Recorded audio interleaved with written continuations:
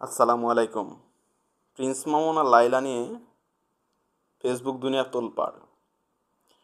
তো তাদের রুচিবোধ কিংবা তাদের কন্টেন্টের বিষয়ে আমার কথা বলার রুচি নেই, কিন্তু একটা বিষয় আবারও সামনে এসেছে যে এই বিয়ের প্রলোভন দেখিয়ে ধর্ষণ।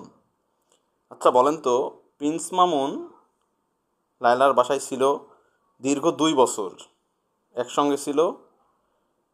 এখন এই একসঙ্গে থাকা অবস্থায় যা হয়েছে অবশ্যই দুজনের সম্মতিতে হয়েছে। তো তখন তো কোনো অভিযোগ আসে নাই। এখন একটা সম্পর্ক যে কোনো সময় ভেঙে যেতে পারে, তাই বলে